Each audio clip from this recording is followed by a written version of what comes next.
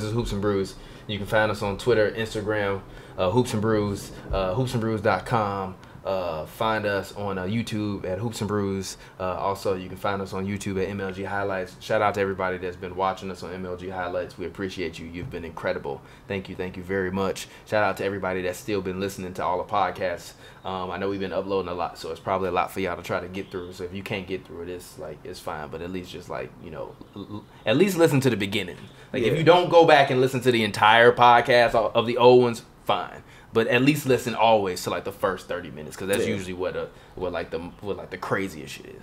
As always, you can find me on Twitter at Real TPJ. That's RELTPJ. It's a film joke. If you don't get it, you damn dummy. And as always, this show co-stars rapper extraordinaire. Since episode 20, our first video, ironically, our very first video was the first time you said you wanted to be called rapper extraordinaire. So the very first video of us actually talking Hoops and Brews was of Pavy, saying he wanted to be called rapper extraordinaire. So rapper extraordinaire, Pavy, go ahead. Plug it. As always, man, whoispavy.com. Follow me on Twitter at PavyWorld, PAVY all one word.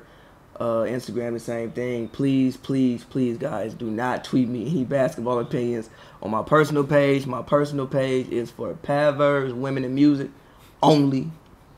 Go get you some Hoops and Brews merch, HoopsNBrews.com, and go get your Pavers merch. We got new music coming for you guys really soon. So, yes, sir.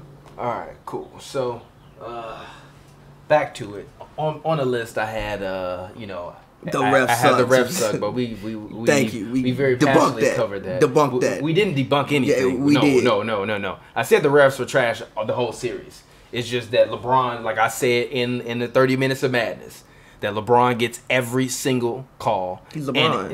It's kind of ridiculous. He's fucking LeBron. It's kind of ridiculous. People get different calls. Kobe got every single call when Kobe got every single call. Michael Jordan got every single call. There's a certain level of respect that you get from the refs. All I'm saying is you don't have to give the other team every single call, but don't tell me that you're going to give them a 4 for the calls. They got a 4 for the calls. No. They got an equal amount of calls, bro. They did not get an equal amount of calls. Bro, they called an offensive foul on LeBron with 50 seconds left in a game that was under 10 points. They got the same amount of calls. No. I'm not trying to hear it. No, because they called one foul? Yes, they called that foul on fucking LeBron James. It could have went either way, and they called that foul on LeBron James with 50 seconds left when I'm pretty sure they were only up either 6 or 4. They were up 6. Okay. And I'm actually gonna replay it so that way I can, so that way I can give you some real analysis. And also, they gotta stop letting LeBron just walk everywhere he wanna walk. Bro. Giannis walks. No. They got no. LeBron walks. A lot of everywhere walk. He wants to. And a lot of people walk. Even on this play, Oladipo drives to the rim. It's not a foul. Yeah. It's not a foul, bro. You're not getting that call. You're not getting that call. That call you're not getting. How? You're not if getting that's that call. Steph, he get that call. If that's that's Russ, fucking Steph. If that's Russ, he get that call. Look who you talking about. If that's PG, he get that fucking call. No, he don't. Did you see the shit that happened the other day? PG don't get no fucking calls. None. I mean, in that game, PG didn't deserve none. None. In this game, Oladipo was on fire. I don't know. Yes. You're not getting that call in Game 7 in Cleveland. If you in Indiana, maybe, but you're not getting that call in Game 7 in Cleveland. Not with. And then you sit up here mad because they called this offensive foul on LeBron. I'm not mad. LeBron finally got called for barreling over somebody. Usually he's going to the line. Bro, I'm not at all mad. Fine. Cool call. I don't care. My thing is the fact that they called that means to me they called the game pretty fairly both ways. They called a foul only. You said this man gets every single call. You can't turn around and knock somebody over. You said this man gets. Come on. You said this man gets every single call. If they would have called that, a defensive foul, I probably would have boycotted the rest of the NBA playoffs. No, actually, when I saw it, I thought it was a defensive foul. It's not a defensive foul. I thought it was a defensive foul. You can't turn around and knock somebody over, and then the foul is on them. Literally, you turn around, you do this, and you literally turn around, swing your elbow, knock a man over, and then the foul got in the way. Sabonis was right there getting the rebound. Sabonis got stripped, and then as he's getting stripped, he's coming down from getting stripped. LeBron grabs the ball, turns around. He jumps in his space, blocking foul. Oh my God. Blocking foul. No, it's not a blocking foul. Regardless, though, the fact that they called that foul is the reason why I don't have any. And then they let the shot clock violation with fucking Oladipo go and led to 2 Sabonis free throws. Calls went for both teams, bro. I guess. And the calls ain't what made you lose that. Again, I look like I said last podcast, you never leave the game in the hands of the refs ever, because you're gonna disagree with something. There is no possible way they can call every foul and get everything correctly. The refs did not allow the Pacers to even get any momentum within the flow of the game. True, yes, come on, it is. Come on, dog. It is. They were in the bonus for pretty much the entire. Come on. Third Both teams were in the bonus. The refs had nothing to do with the Cavs were in the fourth. In the fourth. Look. The refs had nothing to do with fucking Sabonis getting left open every time and not hitting the mid-range jumper. Every time they would double LeBron, they would swing. No, every time they would double Oladipo, they would swing the ball. He would always be wide the fuck open. He missed every single mid-range jumper. The refs didn't have nothing to do with Collison missing that three. He had all day to shoot. No, yeah. The refs didn't have nothing to do with Miles Turner fouling out. Yes, they did. No, they didn't. That's exactly what we've been arguing about. No, they didn't. No, they didn't. Yes. That's your fifth foul. Yes, that's your fifth foul. Be smarter than that. Yes, be smarter than that. Be smarter than that. Yes, they did. Be smarter than that. That's your fifth foul. The refs didn't have nothing to do with even you said Nate McMillan not putting Oladipo back in the game when fucking LeBron is in the back half dead drinking water and Gatorade. The refs didn't have nothing to do with you in that same period letting the bench extend the lead. The refs didn't have nothing to do with George Hill saving the season. The refs didn't have nothing to do with LeBron James getting 46 points. Go out there and win the game. The refs didn't have nothing to do with fucking Oladipo having what, like 4 points in the first half? Yeah.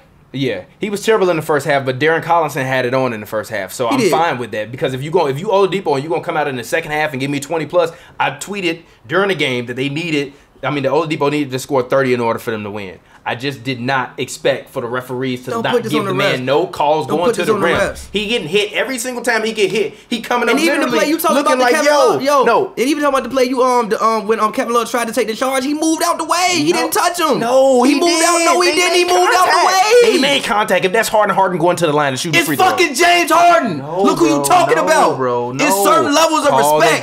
He not getting that call. Call the game. Certain people not getting that call. Call the game. Stephen get that call, but Stephen 2-time MVP, top 3 player in the league. The Cavs shot 30 free throws. That's dope. They deserve to shoot 30 free throws. Yeah.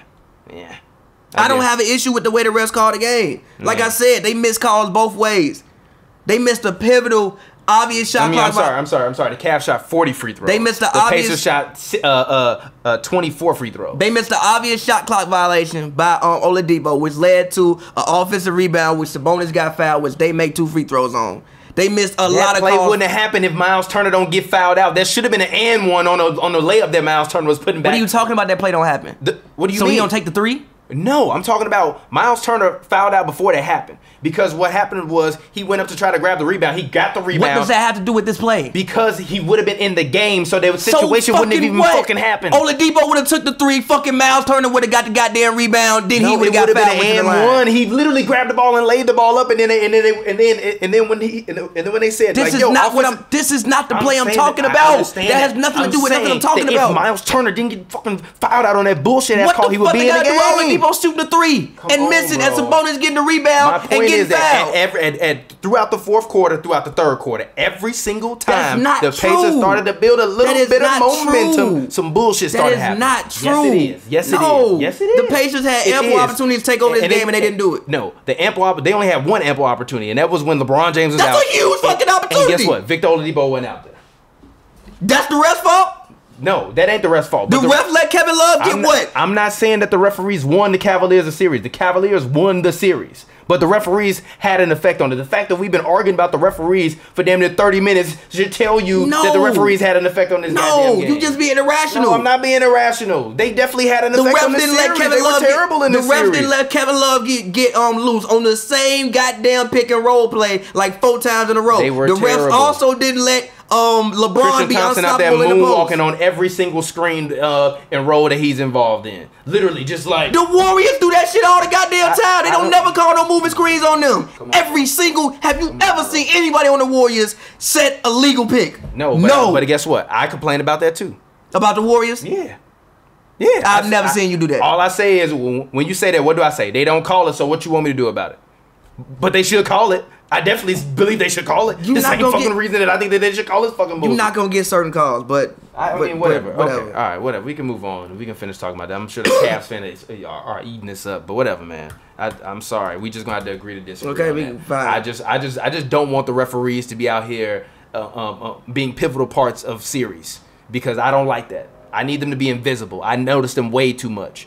They supposed to be invisible and fucking visible. So you would just and they review every motherfucking thing, but they don't. But it's so funny how they review everything. You couldn't review it because they didn't call it on the floor. Everything. Look, they review everything, apparently, but then somehow all you can the only time review in these pivotal moments, it's always some weird call. You can only review things that were called on the floor. Apparently, they didn't actually call it a goaltending, so it wasn't actually reviewable. So if that's the situation, so listen, blame the NBA. Blame the NBA. We don't blame the NBA. The refs don't make the rules. Blame the NBA. Blame the NBA. No, they missed the call. That's the point, though. The fact that they missed the call and they can't review it, but they can review everything. They missed the Oladipo call. They didn't review that. They missed the Oladipo call. They didn't review that. Okay, they didn't miss the call. Okay, they weren't good. They weren't good. That's all I'm saying. But then don't say that they cheated for the Cavs. I didn't. No. Yes.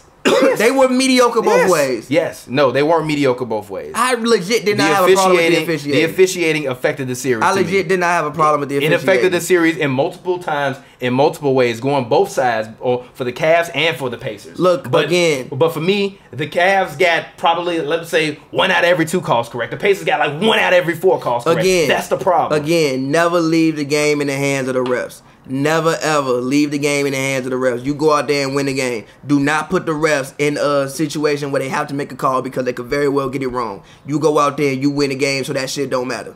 That's not the reason you lost the series. Point blank, period. Okay. But after the game was over, I tweeted out something. I said that I think Oladipo's year this year is better than any year Paul George had in Indiana. And people call me an idiot, and I'm not really understanding why. I don't, let's examine. I mean, go ahead. PG's best year was... I'm looking at these Cavs stats. PG's best year was 2016, 2017 in Indiana. It was 23.7 points. He had 6.6 rebounds, 3.3 assists, 1.6 steals, and 2.9 turnovers. Shot 46% from the field, 39% from 3. Victor Oladipo this year... 23 points a night, 5.2 rebounds, 4.3 assists, and 2.4 steals, shooting 47% from the field and 37% from the 3-point line. But he led the league in steals. I mean, he definitely hasn't had a better quote unquote year than kind of PG's best year. I mean, the conference finals. I don't care about that. That is a team accomplishment. He was out there with Roy Hibbert, who was an all-star at the time. David West also wasn't far removed from being an all-star at the time. They could use David West right now. Lance Stevenson damn near made the all-star team. The Pacers damn near might have won the series if they would have had David West. Probably. Like, they could use him right now. That little 8 points he gonna give you in the post.